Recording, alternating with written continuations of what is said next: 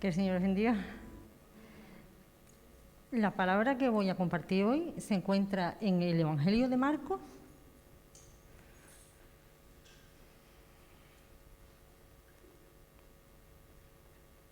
Marcos 1,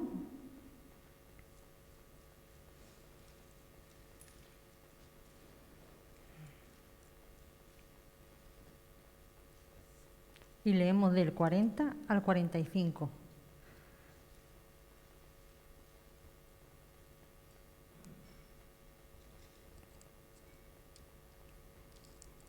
Leo.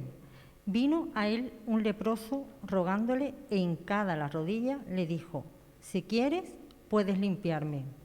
Y Jesús, teniendo misericordia de él, extendió la mano y le tocó y le dijo: quiero, sé limpio.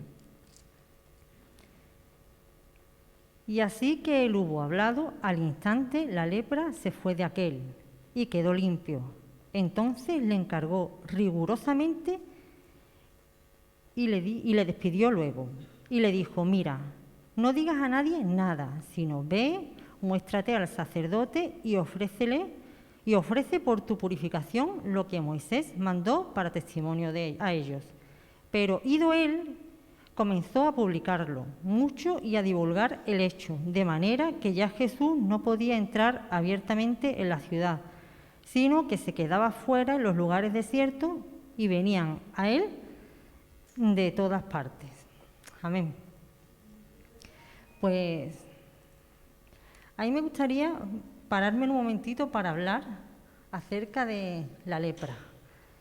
En los tiempos de Jesús, la lepra era una enfermedad, por un lado, incurable y, por otro lado, muy contagiosa. La persona que llegaba a tenerla quedaba terriblemente marcada. Si hablamos de lo físico, físicamente, la lepra, a medida que iba desarrollándose, el leproso se convertía en un ser repulsivo, tanto para sí mismo como para los demás. Y poco a poco la persona iba perdiendo su aspecto humano. Los nervios eran afectados y perdían la sensibilidad. Los tendones se contraían hasta el punto que las manos llegaban a parecer como garras. Y le salían úlceras tanto en la cara, manos y pies. Y estas úlceras hacían que poco a poco el enfermo de lepra fuera perdiendo partes de su cuerpo, como puede ser la nariz, las orejas, los dedos, incluso al punto de llegar a perder la mano entera o el pie entero. El mismo Aarón, el sacerdote Aarón, hermano de Moisés, intercediendo por su hermana María, él dice que su hermana era como un cadáver, cuya carne estaba medio destruida. Y tú me puedes decir, ¿por qué explicas tan explícitamente lo que producía la lepra en un enfermo? Pues es fácil, es que yo muchas veces he leído acerca de Jesús sana al leproso, Jesús sana a los 10 leprosos, la enfermedad de Naamán es limpiada, ¿no? La lepra de Naamán es limpiada, y leemos en la Biblia acerca de esto. Pero yo no sé hasta qué punto tú o yo nos hemos parado y hemos pensado cómo se sentiría esta persona. No sé si alguna vez te has podido poner en el lugar de un leproso. ¿Lo has hecho alguna vez? Sinceramente, yo no. Yo leía el pasaje y lo leía, bueno, como el que lee Jesús sana a un ciego, Jesús sana a un paralítico, Jesús sana a un leproso. Pero lo que esa lepra producía en el cuerpo de esa persona es muy fuerte, ¿es verdad? Pero no solamente estaba el aspecto físico, sino que también estaba el aspecto social. Porque debido a la posibilidad de contagio, la persona que era declarada leprosa tenía que salir de su casa, fuera de su familia, fuera de sus seres queridos, fuera de sus amigos, fuera incluso del pueblo, de manera que llegaba a ser una persona solitaria. Simplemente se podía juntar con las personas que estaban en su mismo estado y vivía en la ladera de las montañas, en cuevas o incluso entre los sepulcros. Y si es duro lo que la lepra producía en el físico de una persona, mucho más duro es lo que la lepra podía producir en el aspecto social de esa persona, que pasaba de ser una persona normal a ser una persona solitaria. Pero hay algo aún más duro. ¿Sabéis lo que es? Dice que la lepra hacía a la persona ante la ley impura. Vamos a leer Levítico. Si no lo queréis buscar, da igual que yo lo tengo aquí ya. Levítico, número 13, 45 y 46. Dice: y el leproso en quien hubiere llaga llevará vestidos rasgados y su cabeza descubierta, y embozado pregonará: inmundo, inmundo. Todo el tiempo que la llaga estuviere en él será inmundo, estará impuro y habitará solo, fuera del campamento será su morada. La persona que contraía la lepra, que se contagiaba de lepra, tenía que ir por ahí avisando que estaba llegando. Y era separada de toda vida religiosa. No podía ir al templo a escuchar la palabra, no podía practicar cosas espirituales como nosotros podemos hacer diariamente, sino que esa persona era arrancada de la vida espiritual. Y si es duro lo físico y es duro lo social, mucho más duro para una persona tenía que ser sentirse lejos de Dios. Porque me imagino que llegaría un momento en que esta persona pensaría dentro de sí: ¿será que Dios ya no me quiere? Tengo que ir por ahí diciendo impuro, inmundo, impuro, inmundo. ¿Será que Dios se ha olvidado de mí? ¿Será que soy repulsivo para Dios igual que lo soy para los demás o lo soy para mí mismo? Pero hemos leído una cosa, que este hombre, el leproso, se atrevió a acercarse a Jesús y se atrevió a pesar de lo que eso podía conllevar. Porque era algo que él no podía acercarse a la gente, no podía entrar en el pueblo, no podía acercarse a la gente. Tenía que avisar que llego, impuro, impuro, inmundo. Pero él se atrevió. ¿Por qué se atrevió este hombre a acercarse a Jesús? ¿Sabéis por qué? Porque él había oído de lo que Jesús había hecho en otros. En versículos anteriores a lo que hemos leído, ya decía que Jesús sanaba a enfermos y liberaba demonios, y a sus oídos había llegado las obras que Jesús había hecho. En sus oídos había llegado que Jesús tenía poder para sanarlo. ¿Y sabéis qué? Que la fe viene por el oír la palabra de Dios. Él había escuchado la palabra y él sabía acerca del poder de Jesús, y por eso le dio valentía y fe para acercarse a Jesús. Amén.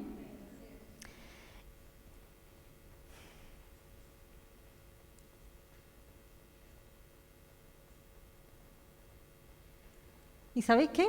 También cuando nosotros somos capaces de compartir con otros lo que Jesús ha hecho con nosotros, estamos dando la oportunidad a otros de que su fe aumente.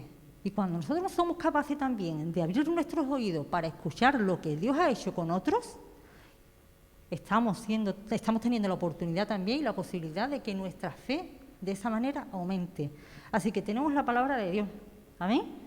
Leámosla, porque ella hace que nuestra fe aumente, que lo imposible pueda llegar a ser posible en Dios. Amén. Para este hombre, él había llegado como la oportunidad de su vida. Se había dado cuenta que la solución que no había en lo humano lo podía ver en lo divino, y se aferró y se agarró a lo sobrenatural. ¿Y cuál fue la actitud del leproso? Pues dice que la actitud del leproso fue esta: vino a él un leproso rogándole e hincada la rodilla.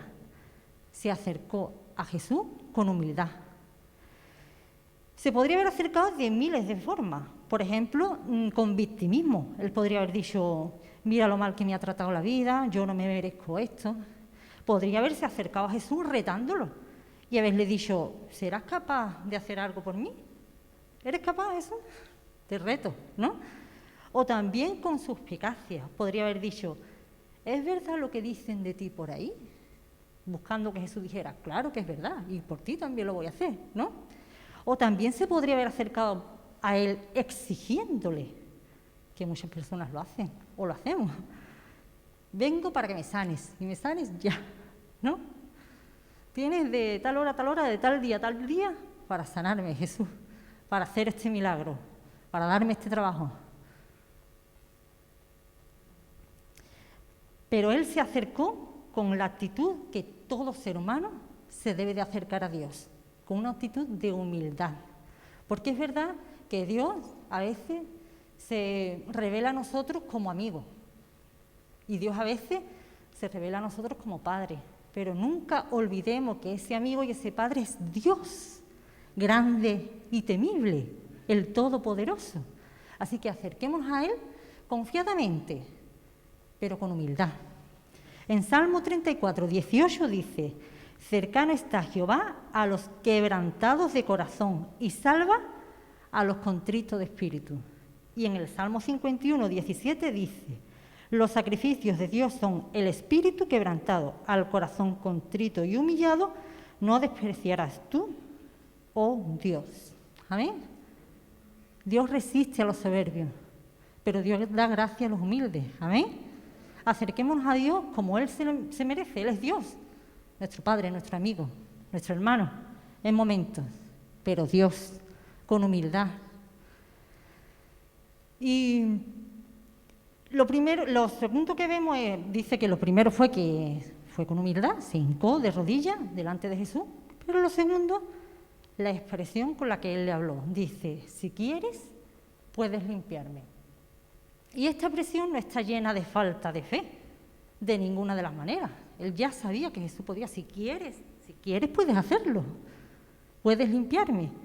Pero aunque él conocía ya el poder de Jesús, porque lo había oído, pero lo que aún no conocía este hombre leproso era el amor infinito de Jesús. Aún no conocía la misericordia y la gracia de Dios. Él conocía el poder de Dios, pero aún no conocía al Dios Padre amoroso, infinito en gracia y en misericordia. Y al fin y al cabo él era un desecho, él era un despojo de la sociedad. ¿Querría Jesús limpiarlo a él? Poder podía, pero querría, estaba en las manos de él hacerlo, pero ¿querría Jesús con todo lo que este hombre ya... Y vemos la actitud de Jesús, lo que Jesús hizo. Dice que teniendo misericordia de él. Jesús no fue indiferente a la necesidad de esta persona. Es más, no fue indiferente a la necesidad de ninguna de las personas que vemos en los evangelios. Y no es indiferente a tu necesidad y a la mía. Ni es indiferente a las personas que están fuera, que aún no lo conoce, pero él se duele con el que le duele. Es así. Y él se dolió, dice que tuvo misericordia, se conmovió. Dentro de él se movió algo. No quedó impasible. No quedó sin... Bueno, algo se le removió. Tuvo misericordia de él. Y lo segundo que hizo, primero tuvo misericordia y segundo, extendió la mano y lo tocó. Jesús no quería sanarlo solamente. Podía, quería, pero no era lo único que quería hacer con él. Jesús quería que, si hubiera sido eso solamente, con una simple palabra lo hubiera hecho. Lo hizo ya con los 10 leprosos y presentaba al sacerdote y mientras iban fueron sanados. Su palabra se hizo, la palabra de Dios tiene poder. Y él podría haber dicho, sí, venga, no, levántate de ahí, ve y mientras vas, sanado, pero no. Él quiso tocarlo. No solamente sanarlo, sino tocarlo. ¿Por qué? Porque quería mostrarle amor y ternura a una persona que estaba deshecha. ¿Amén? Y Jesús nos puede sanar. Y Jesús nos puede salvar.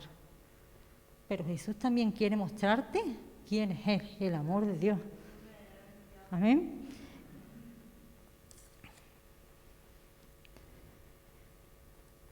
Muchas veces nosotros también, como hijos de Dios, muchas veces no siempre, como hijos de Dios estamos llamados a mostrar su amor, como Él lo hacía.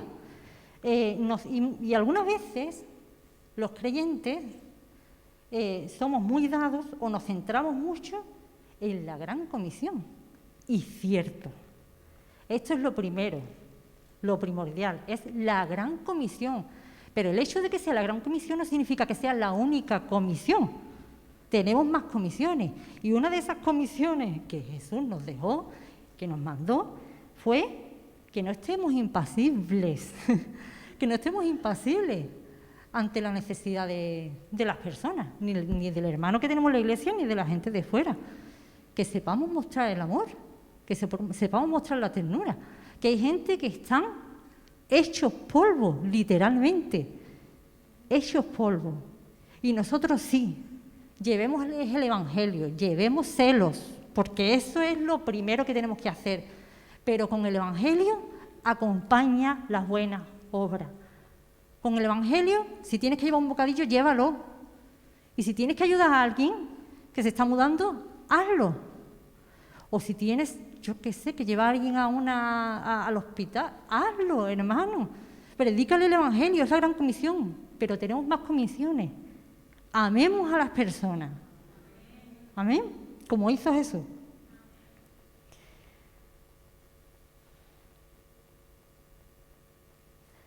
Lo siguiente fue que Jesús mandó a ese hombre, lo sanó, evidentemente, después de tocarlo, fue sano, fue limpio, pero luego lo siguiente que hace es mandarlo ante el sacerdote. Y le dice, y ofrece la ofrenda que manda Moisés en la ley, ¿vale?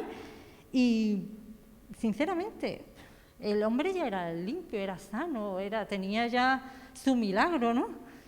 Pero Jesús quería hacer las cosas en orden.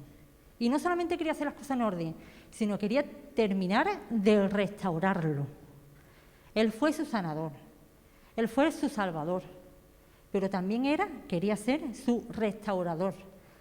Y la forma de hacerlo era ir al sacerdote, que el sacerdote lo examinara, que el sacerdote le diera carta blanca como que ya era limpio y ante la sociedad ese hombre ya estaba restaurado. ¿Amén? Y es lo mismo que Él hace con nosotros. Él nos salva y Él nos sana también, pero también nos restaura. Y no solamente nos restaura para nosotros mismos, sino a ojos de todo el mundo, para que todo el mundo llegue a verlo. ¿Amén?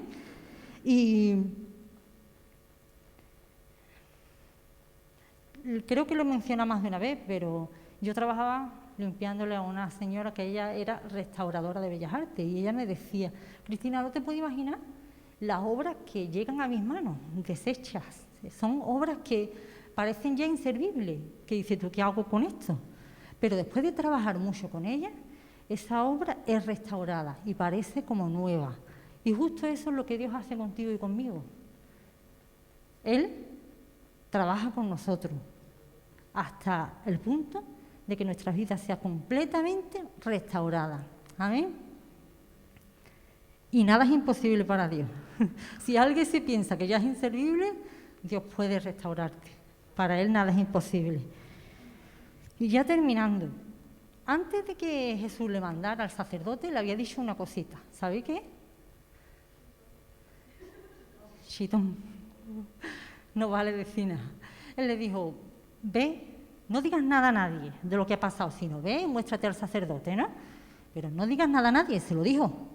¿Y sabéis qué hizo este hombre? Pues no se cayó, sino que, y mira que nada más le pidió eso, pero él desobedeció lo que Dios le estaba diciendo. Salió ante la presencia de Dios y desobedeció. ¿Por qué? Simplemente tenía que hacer esa cosita. Yo me imagino que él estaba tan contento por lo que había pasado que no podía callar su boca, ¿no? Y también me imagino que mientras lo contaba, alababa a Dios.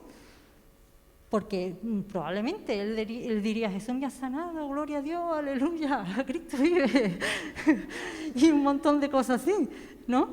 Pero la obediencia a Dios es la mejor de nuestras alabanzas. ¿Amén?